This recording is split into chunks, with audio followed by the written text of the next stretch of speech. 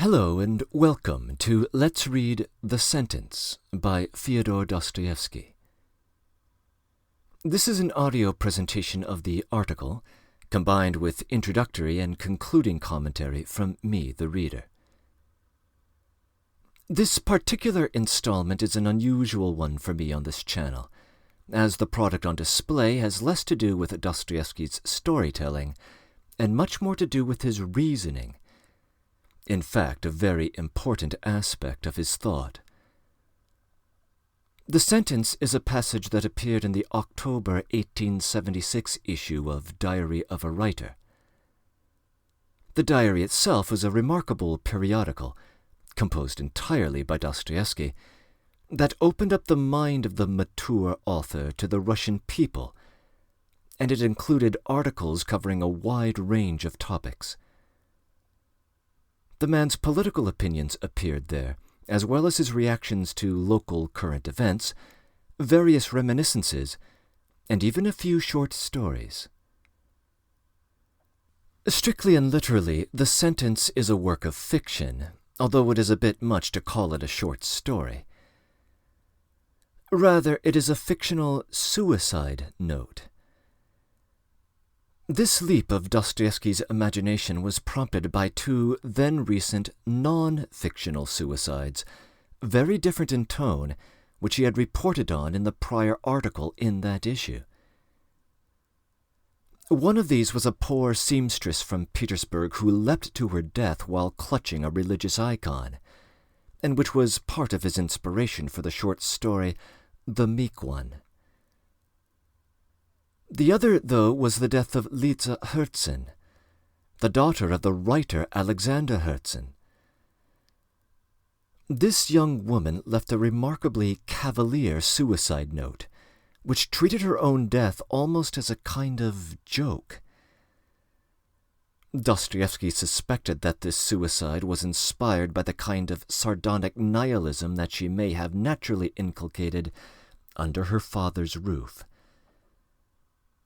Immediately after reporting on this pair of events, Dostoevsky embarks upon The Sentence, which he refers to as a deliberation of a suicide which, like Liza Herzen's, is committed out of tedium. I confess I don't have ready access to a full volume of Diary of a Writer, and so the version we will be reading is one I unearthed online for free, from Oxford UP's Digital Archive on the Ethics of Suicide, presented in a LibGuide by the University of Utah. The translator of this passage is Boris Brassel, and, as always, it is in the public domain. Regardless of its format, this little article has considerable philosophical significance and will invite comment on the opposite side. But now let's begin. The Sentence. Apropos, here is a deliberation of a suicide out of tedium. Of course, a materialist. Indeed, what right did this nature have to bring me into this world pursuant to some of her eternal laws? I am created with consciousness, and I did conceive nature. What right had she, therefore, to beget me without my will as a conscious creature? Conscious implies suffering. But I do not wish to suffer, so why should I consent to suffering? Nature, through the medium of my consciousness, proclaims to me some sort of harmony of the whole. Human consciousness has produced religions out of this message. Nature tells me, even though I know well that I neither can nor ever shall participate in this harmony of the whole, and besides that I shall never even comprehend what it means, that nevertheless I must submit to this message, abase myself, accept suffering because of the harmony of the whole, and consent to live. However, if I were to make a conscious choice, of course I should rather wish to be happy only that moment when I exist, whereas I have no interest whatever in the whole and its harmony after I perish. And it does not concern me in the least whether this whole with its harmony remains in the world after me, or whether it perishes simultaneously with me. And why should I bother about its preservation after I no longer exist? That's the question. It would have been better to be created like all animals, that is, living but not conceiving myself rationally. But my consciousness is not harmony, but on the contrary precisely disharmony, because with it I am unhappy. Look, who is happy in this world, and what kind of people consent to live? Precisely those who are akin to animals and come nearest to their species by reason of their limited development and consciousness. These readily consent to live, but on the specific condition that they live as animals, that is, eat, drink, sleep, build their nest, and bring up children. To eat, drink, and sleep in the human tongue means to grow rich and to plunder, while to build one's nest preeminently signifies to plunder. Perhaps I may be told that one may arrange one's life and build one's nest on a rational basis, on scientifically sound social principles, and not by means of plunder as heretofore. All right, but I ask, what for? What is the purpose of arranging one's existence and of exerting so much effort to organize life and society soundly, rationally, and righteously in a moral sense? Certainly no one will ever be able to give me an answer to this question. All that could be said in answer would be, to derive delight. Yes, were I a flower or a cow, I should derive delight. But incessantly putting questions to myself, as now, I cannot be happy, even in face of the most lofty and immediate happiness of love of neighbor and of mankind, since I know that tomorrow all this will perish. Aye, and all the happiness, and all the love, and all mankind will be converted into naught, into former chaos. And on such a condition, under no consideration can I accept any happiness. And not because of my refusal to accept it, not because I am stubbornly adhering to some principle, but for the simple reason that I will not and cannot be happy on the condition of being threatened with tomorrow's zero. This is a feeling, a direct and immediate feeling, and I cannot conquer it. All right. If I were to die, but mankind instead of me were to persist forever, then perhaps I might be consoled. However, our planet is not eternal, while mankind's duration is just as brief a moment as mine. And no matter how rationally, happily, righteously, and holily mankind might organize its life on earth, tomorrow all this will be made equal to that same zero. And even though all this be necessary, pursuant to some almighty, eternal, and fixed law of nature, yet, believe me, in this idea there is some kind of most profound disrespect for mankind, which to me is profoundly insulting and all the more unbearable, as here there is no one who is guilty. And finally, even were one to presume the possibility of that tale about man's ultimate attainment of a rational and scientific organization of life on earth, were one to believe this tale in the future happiness of man, the thought itself that, because of some inert laws, nature found it necessary to torture them thousands and thousands of years before granting them that happiness, this thought itself is unbearably repulsive. And if you add to this that this very nature which, finally, had admitted man to happiness, will, for some reason, tomorrow find it necessary to convert all this into zero, despite all the suffering with which mankind has paid for this happiness, and, what is most important, without even bothering to conceal this from my consciousness, as it did conceal it from the cow willy-nilly, there arises a most amusing, but also unbearably sad thought.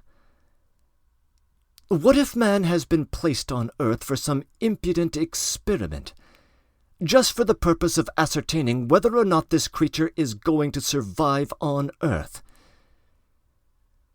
The principal sadness of this thought is in the fact that, here again, there is no guilty one. No one conducted the experiment. There is no one to damn, since everything simply came to pass as a result of the inert laws of nature, which I do not understand at all, and with which my consciousness is altogether unable to reconcile itself. Ergo, inasmuch as to my questions on happiness I am receiving from nature, through my own consciousness, only the answer that I can be happy not otherwise than within the harmony of the whole, which I do not comprehend, and which, it is obvious to me, I shall never be able to understand. Inasmuch as nature not only does not admit my right to demand an account from her, but even gives me no answer whatsoever, and not because she does not want to answer, but because she is unable to give me an answer, inasmuch as I have convinced myself that nature, in order to answer my queries, designates, unconsciously, my own self, and answers them with my own consciousness, since it is I who say all this to myself. Finally, since under these circumstances I am assuming both the roles of a plaintiff and of a defendant, that of an accused and of a judge, and inasmuch as I consider this comedy on the part of nature altogether stupid, and to be enduring this comedy on my own part even humiliating, now, therefore, in my unmistakable role of a plaintiff and of a defendant, of a judge and of an accused, I sentence this nature, which has so unceremoniously and impudently brought me into existence for suffering, to annihilation, together with myself. And because I am unable to destroy nature, I am destroying only myself, weary of enduring a tyranny in which there is no guilty one. N.N.